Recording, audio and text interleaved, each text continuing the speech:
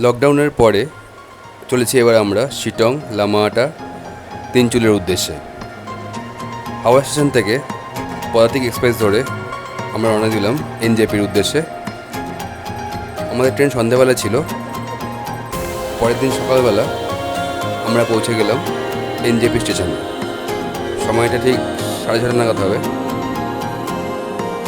ফেব্রুয়ারি মাসে গেছিলাম আমরা। প্রচণ্ড ঠান্ডা সেই সময় এনজেপিতে। দেখতেই পাচ্ছেন কুয়াশা ঘেরা এনজেপি। দারুণ লাগছিল চারিপাশে সেই প্রাকৃতিক সৌন্দর্য।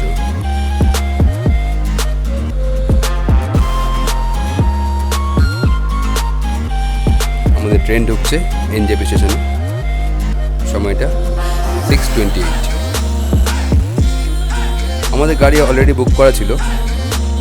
আমাদের ড্রাইভার দাদা স্টেশনের বাইরেই দাঁড়িয়েছিলেন।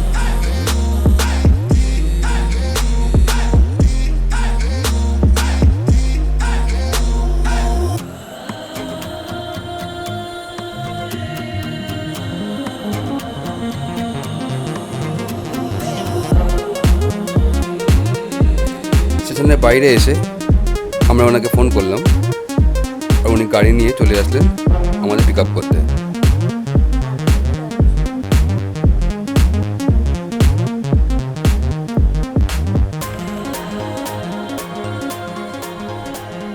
এনজেপি স্টেশনের বাইরে কুয়াশা ঘেরা।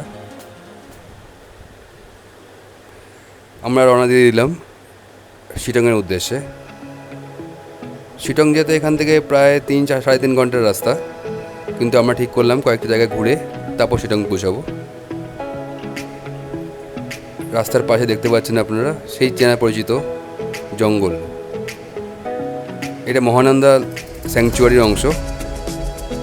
এখানে একটা ইকো পার্কও আছে, যেখানে আপনারা ভিজিট করতে পারেন। আলাদা করে যদি এনজেপিতে থাকেন, শিলিগুড়িতে থেকে আপনারা ভিজিট করতে পারেন।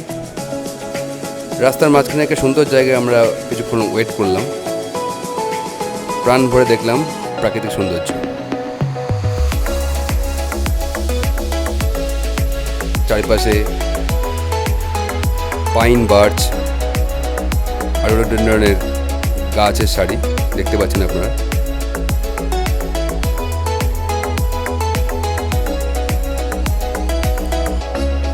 একটা ভিউ পয়েন্টে এসে আমরা দাঁড়ালাম। নাম না জানা একটা ভিউ পয়েন্ট, কিন্তু প্রাকৃতিক সৌন্দর্য আপনার মনকে ভরিয়ে দেবে। সকালের কুয়াশায় ঢাকা হিমালয় পর্বতমালা। আমরা বেশ খানিকটা সময় এই ভিউ পয়েন্টে কাটালাম। পাহাড়ের উপরে উঠে কিছু ফটোও তুললাম। খুবই সুন্দর সেই জায়গা।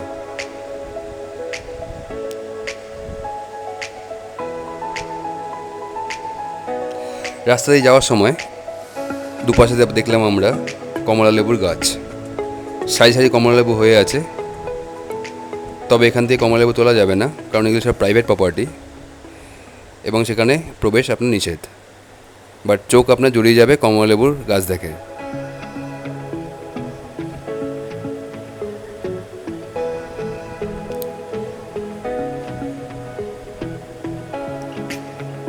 সত্যি বলছি, এত কমলা লেবু একসাথে এর আগে কখনো আমি দেখিনি।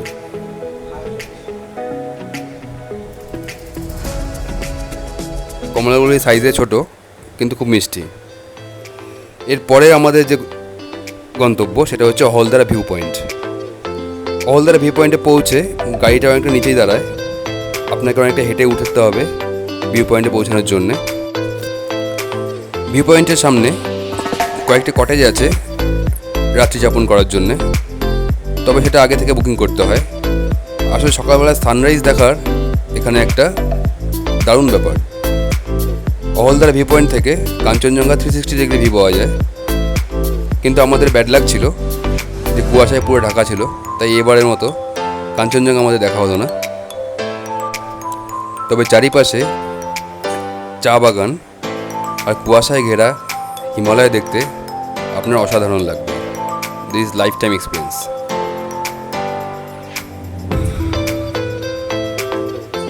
দেখতেই পাচ্ছেন সামনে ভিউ পয়েন্ট, কিন্তু চারিদিকে সাদা কুয়াশায় ঢাকা।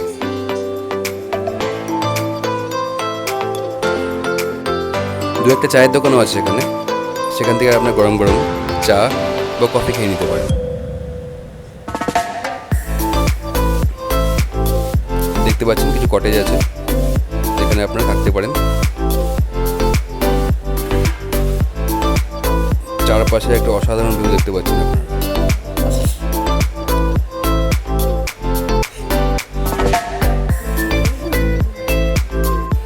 এরপর আমরা পৌঁছালাম নামথিং পুকুরি। নামথিং পুকুরি একটা লেক, বাট নর্মালি সেটা শুকনোই থাকে, শুধু বর্ষাকালেই বোধহয় কিছু জল থাকে সেটার মধ্যে।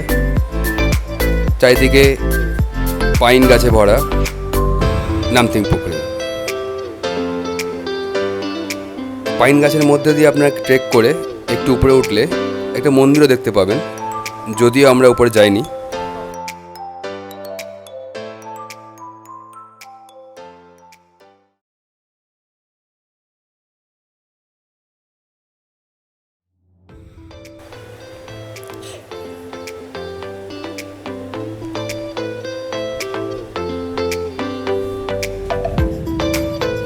ফটো তোলার একটা অসাধারণ জায়গা এই নামথিং পুকুরি।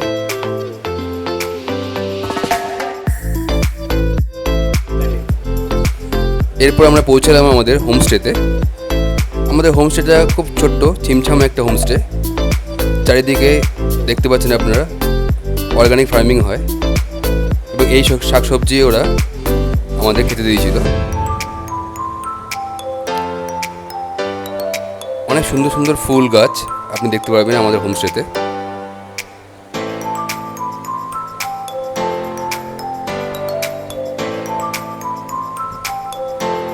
এবং কয়েকটা কমলালেবুর গাছও আছে।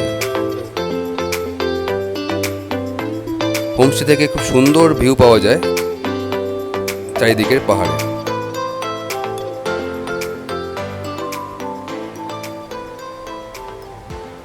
অনেক জার্নি করার পর আমাদের প্রচণ্ড খিদে পেয়ে গেছিলো, তাই আমরা ব্রেকফাস্টের অর্ডার দিলাম। ব্রেকফাস্টে আমাদের দেওয়া হয়েছিল মোমো।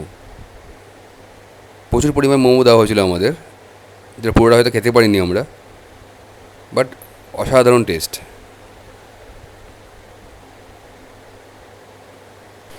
এরপর গরম জলে স্নান করে নিয়ে আমরা লাঞ্চে বসলাম।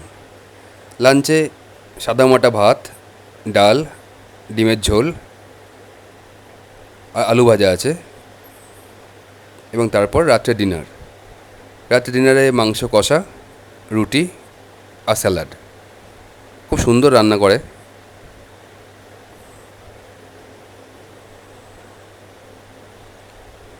একদম ঘরোয়া খাবার।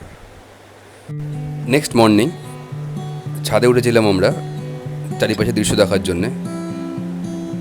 কুয়াশা ঘেরা হিমালয়, চোখ জুড়িয়ে যাবে আপনার।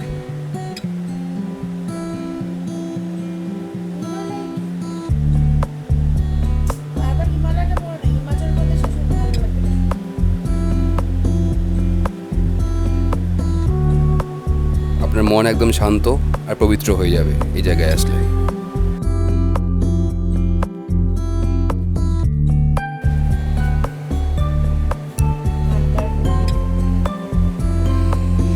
এরপর আমরা ব্রেকফাস্ট করে বেরোবো শিটংয়ের চারপাশের যে সাইট সিনগুলি আছে সেগুলি দেখার জন্যে। ব্রেকফাস্টে লুচি তরকারি। শিটংকে বিদায় জানিয়ে আমরা রওনা দিলাম সাইট সিনের উদ্দেশ্যে। প্রথমেই পৌঁছালাম শেরপা গুম্ফা। এটা খুব সুন্দর একটা গুম্ফা, যদিও ভিতরে প্রবেশ নিষেধ ফর কোভিড, বাট বাইরে থেকেই আপনারা এটাকে দেখতে পারবেন। খুব সুন্দর একটা গুম্ফা। এরপর আমরা পৌঁছালাম অরেঞ্জ গার্ডেন। যদি আলাদা করে কোনো গার্ডেন নয়, এটা কতগুলি অরেঞ্জ ফার্ম এখানে আছে। রাস্তার দুধারে সারি সারি অরেঞ্জের বাগান। এখান থেকে অরেঞ্জ কেনা যায়, তবে অনুপ্রবেশ করা নিষেধ, তাই ভিতরে ঢুকে অরেঞ্জ পাওয়ার চেষ্টা করবেন না।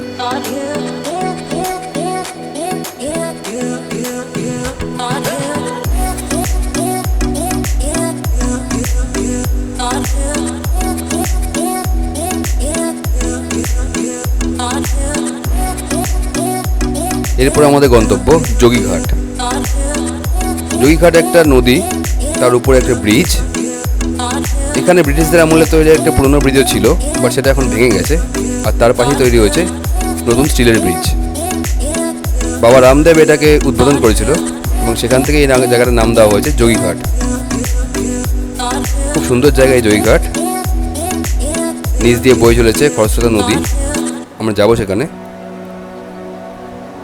তার আগে চারদিকে আপনার প্রাকৃতিক শোভা আপনাকে দেখিয়ে দিই।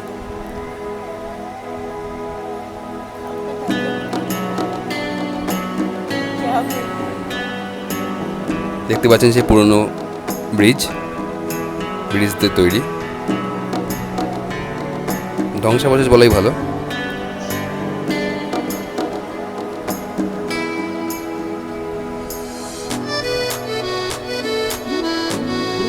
একটু নিচে নেমে আপনাকে যেতে হবে নদীর কাছে।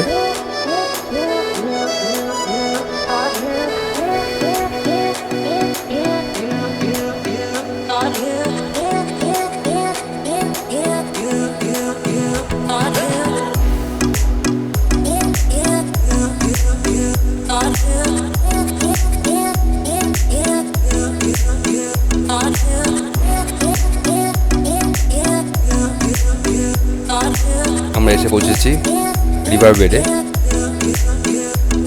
চারিদিকে বড় বড় পাথর, তার মাঝখান দিয়ে বয়ে চলেছে খরস্রোতা এই নদী।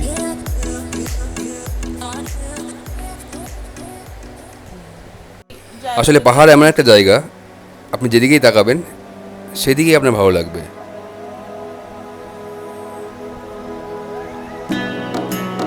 সেই জন্যই বারে বারে ছুটে আসি আমরা এই পাহাড়ে। দেখতে পাচ্ছেন সেই নদী, জল অবশ্য খুবই কম, বাট খুবই খরস্রোতা।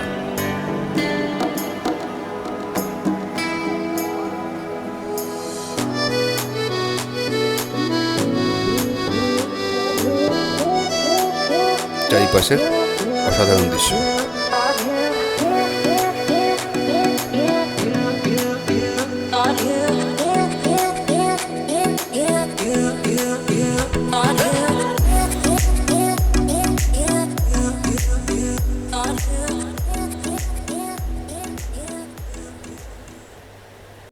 এরপর আমরা পৌঁছালাম লামাহাটা ইকো পার্কে।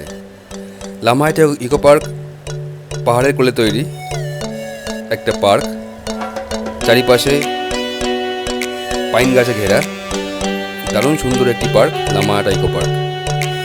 আমাদের মুখ্যমন্ত্রী মমতা বন্দ্যোপাধ্যায় এটাকে উদ্বোধন করেছিলেন। পার্কটা অনেক উঁচু, অনেকটা উপরে উঠতে হয় এবং একদম উপরে একটা ছোট লেকের মতো আছে, বাট অনেকটা ট্রেক করে উপরে উঠতে হয় বলে আমরা যাইনি সেখানে।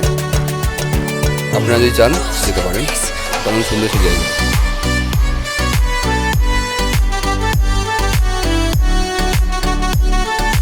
এখানে একটা টিকিট কাউন্টার আছে, যেখান থেকে 10 টাকা টিকিট কেটে আপনারা ঢুকে যেতে পারেন লামাহাটা ইকো পার্কে। এই জায়গাটা মিস করবেন না।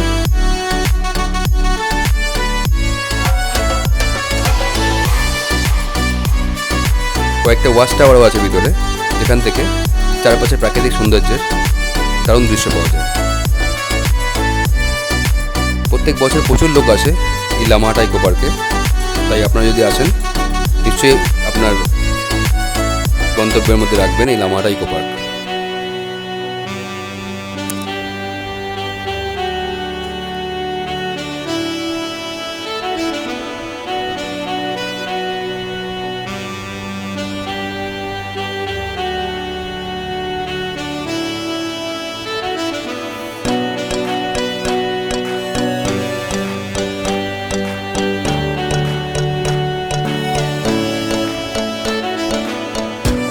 ফটো তোলার জন্য এর থেকে সুন্দর স্থান বোধহয় হয় না।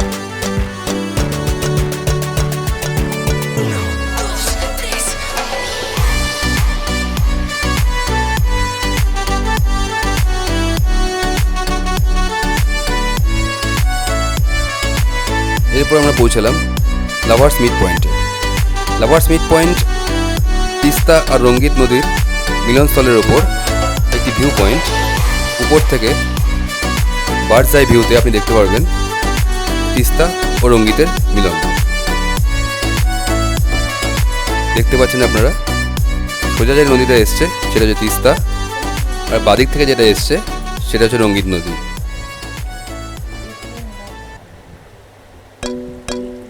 আমরা নিচেও যাব কাছ থেকে দেখার জন্যে এই মিলনস্থল, তবে উপর থেকে যে দৃশ্য দেখা যাচ্ছে সেটা অসাধারণ। এখানে অনেকগুলো দোকানপাটও আছে যেখান থেকে আপনি কিছু খাওয়া দাওয়া করে নিতে পারেন।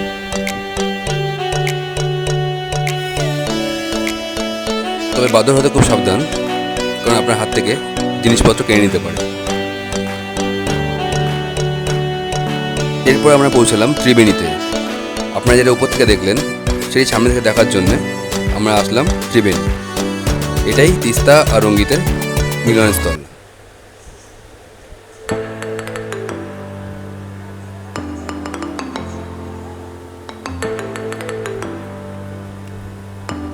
এখানে রাত্রি থাকার জন্যে কিছু টেন্টের ব্যবস্থা করা আছে। আপনারা চাইলে টেন্ট ভাড়া করে রাত্রি নিবাস করতে পারেন। দেখতে পাচ্ছেন সারি সারি টেন্ট এখানে রাত্রেবেলা পিকনিক করার জন্যে এখানে অনেকেই আসে। তবে একটা অনুরোধ করব, এটা নোংরা করবেন না, কারণ আমরা এসে দেখেছি যারা রাত্রেবেলা এখানে বনফায়ার করে সেই খাবার দাবার এবং জিনিসপত্র সব ওখানেই পড়া থাকে, কেউ পরিষ্কার করে না। তাই একবার অনুরোধ করব, যদি আপনারা এখানে আসেন জায়গাটাকে পরিষ্কার রাখবেন। দেখতে পাচ্ছেন সারি সারি টেন্ট। রাত্রি নিবাস করার একটা আদর্শ জায়গা হচ্ছে এই ত্রিবেণী।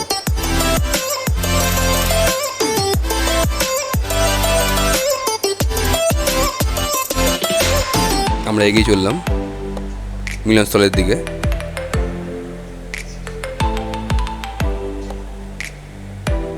অনেকটা পথ হেঁটে তারপর পৌঁছাতে হয় এই মিলনস্থলে।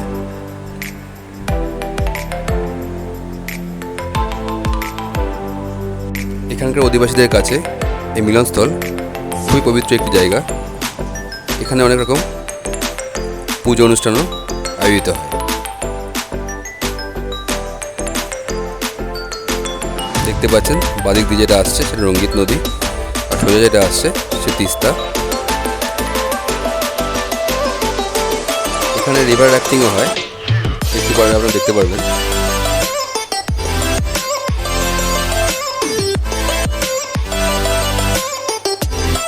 অসাধারণ দৃশ্য চারপাশে। দেখে নয়ন মেলে জগতের ভাব। দেখতে পাচ্ছেন আপনারা রিভার রাফটিং করছেন কিছু লোক। দারুণ দৃশ্য চারপাশে।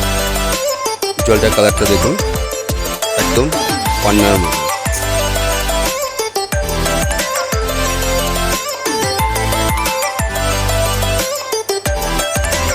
আপনারা আসলে রিভার রাফটিং অবশ্যই করবেন।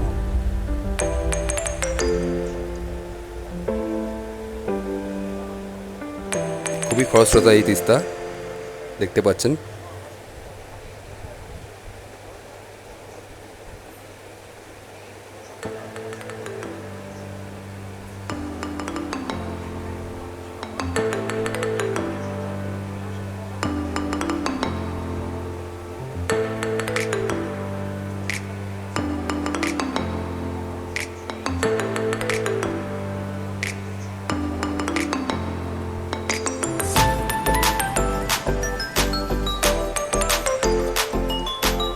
এরপর আমরা পৌঁছলাম আমাদের হোমস্টে তিনচুলেতে।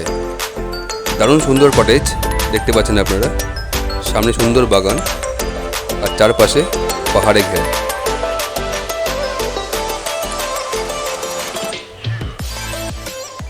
দেখতে পাচ্ছেন কত ফুল।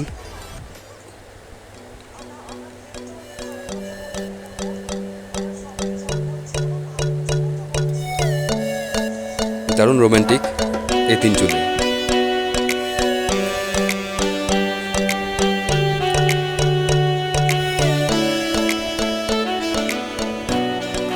কত জানা অজানা ফুল ফুটে আছে চারিপাশে।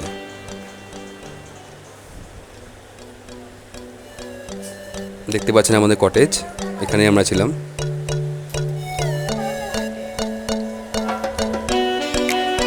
এসে আমরা লাঞ্চ খেতে বসলাম। লাঞ্চে ভাত, পাঁপড়, তরকারি, ডাল আর চিকেন।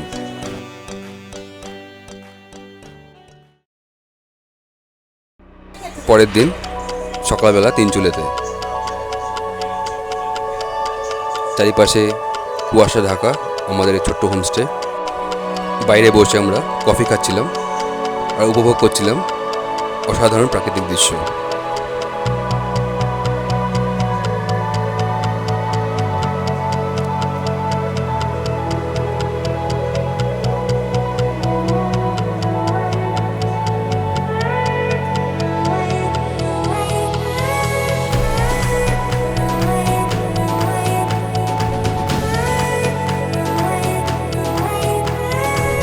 এত ফুলের গাছ দেখে আমার গাইতে ইচ্ছা করছিল।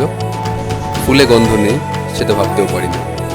আসলে ফুলে যদি গন্ধ না থাকে আর জীবনে যদি ছন্দ না থাকে, তাহলে দুটোই যেন কোনো অর্থহীন হয়ে যায়।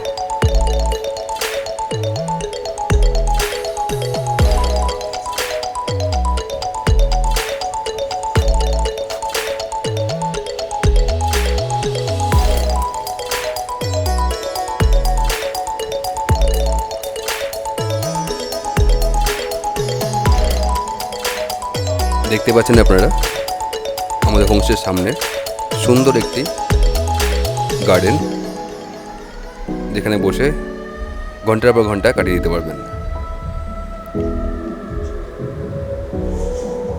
এরপর আমরা পৌঁছালাম লেপচা জগতে।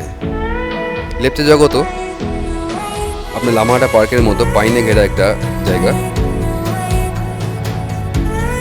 বেশ কিছু সময় এখানে আমরা কাটালাম, ভালো লাগবে আপনার।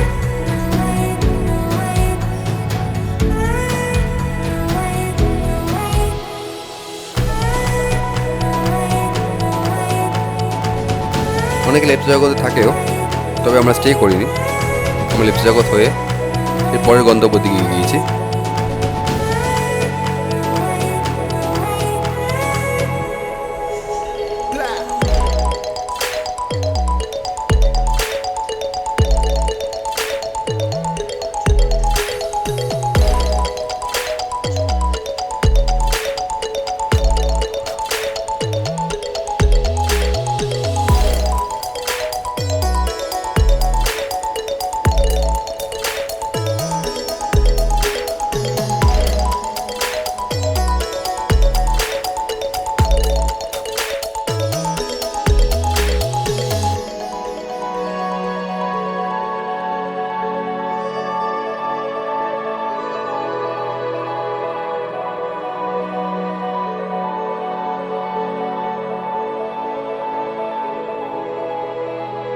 এরপর আমরা পৌঁছলাম সীমানা ভিউ পয়েন্টে। এটি একটি খুব সুন্দর ভিউ পয়েন্ট, যেখান থেকে আপনারা দেখতে পারবেন মানেভঞ্জন গ্রাম। এই মানেভঞ্জন গ্রাম হয়েই আপনাকে যেতে হবে সান্দাকফু ট্রেকে। যারা সান্দাকফু ট্রেক করে তারা এই মানেভঞ্জন গ্রামেই অনেক সময় থাকে। দেখতে পাচ্ছেন মানেভঞ্জন গ্রাম, এবং এখান থেকে কাঞ্চনজঙ্ঘা খুব সুন্দর দেখা যায়, বাট তখন কুয়াশা থাকায় আমরা দেখতে পাইনি।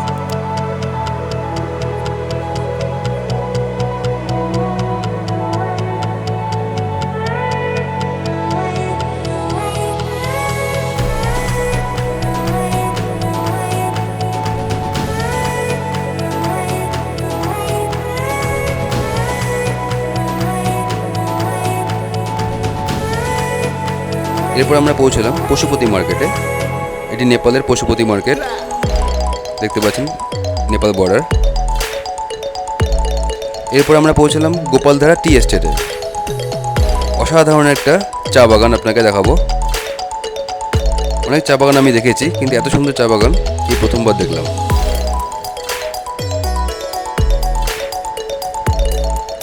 চারিদিকে কিরকম উল্টানো বাটির মতো চা বাগান।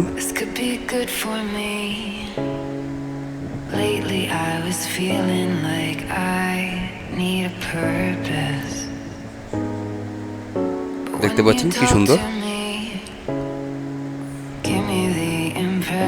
আসুন আপনাকে ভিতর থেকে ঘুরিয়ে নিয়ে আসি। আসলে প্রচুর কুয়াশা, তাই পরিষ্কার দেখা যাচ্ছে না, আর ঠান্ডাও সেরকম।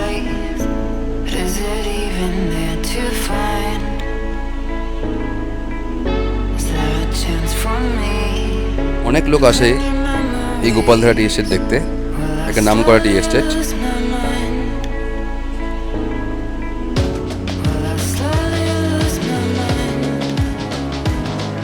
এখানে আপনি চাও কিনতে পারবেন, এখানকার চা খুব বিখ্যাত।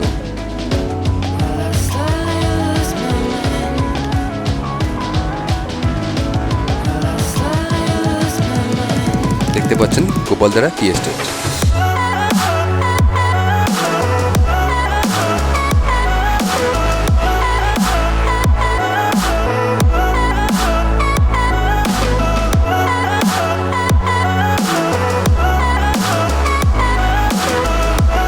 আমরা অনেকক্ষণ সময় কাটালাম এই টি এস্টেটে।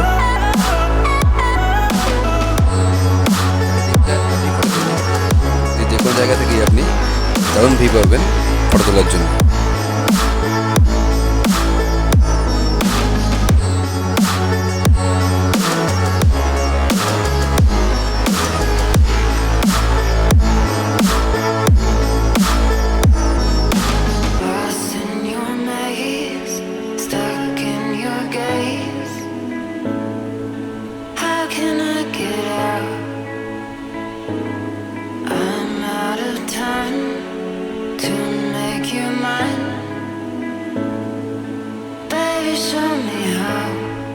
এর পরের স্থান মিরিক লেক। আপনারা তো সকলেই গেছেন এই মিরিক লেকে, খুব বিখ্যাত একটি জায়গা। দেখতে পাচ্ছেন মিরিক লেক। আমাদের বাড়ি ফেরার আগে এটাই আমাদের অন্তিম স্থান যেখানে আমরা গেছিলাম।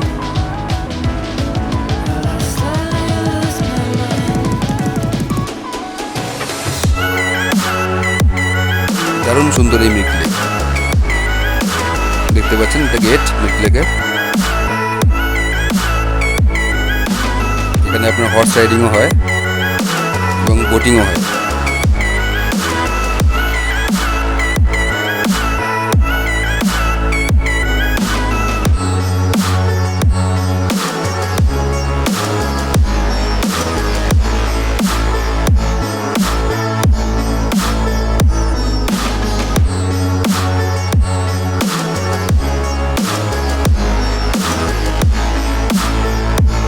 অনেক টুরিস্ট আসে এখানে প্রতি বছর দারুণ সময় অতিবাহিত করার জন্য।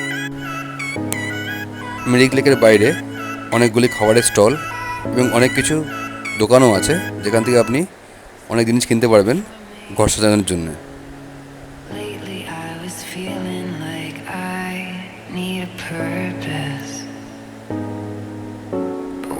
এটাই আমাদের শেষ ডেস্টিনেশন বাড়ি ফেরার আগে।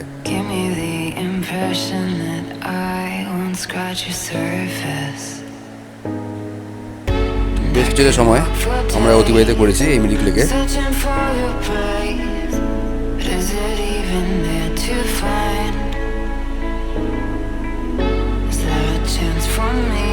আগেও আমি অনেকবার এসেছি মিরিক লেকে, কিন্তু যতবারই আপনি আসুন না কেন মিরিক লেক আপনাকে বারবার টানবে।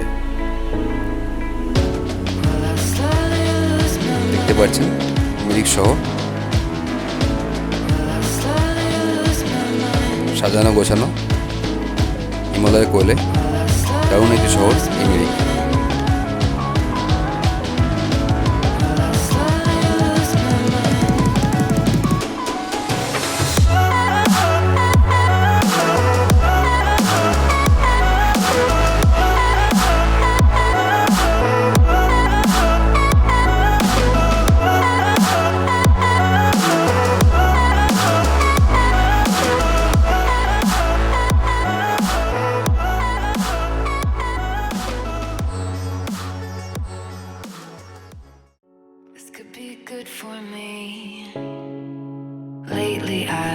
এখানেই আমাদের যাত্রা শেষ। আবার দেখা হবে কোনো এক জায়গায়। Thanks for watching hour video.